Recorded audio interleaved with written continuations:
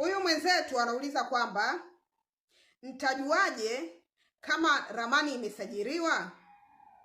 Jamani, kwa ramani zote ambazo zimesajiliwa ambazo hazitumii mfumo wa ILMIS, yani bado wanatumia ule mfumo wa zamani, ramani zao zinakuwa kama hii ramani hapa. Hii ramani ina plot number, ina block number, ina plan number, ina registered number, lakini pia ina muhuri hapa katikati. Huu muhuri wa wizara. Kwa ramani zote ambazo hazitumii mfumo wa ILMIS, yani bado wanatumia ule mfumo wa zamani, zinakuwa kama hii. Na ukiona kwamba umepewa ramani ina hivyo vitu vingine vyote, lakini huu muhuri katikati hapa haupo, ujue hiyo ramani bado haijakamilika. Sawa jamani?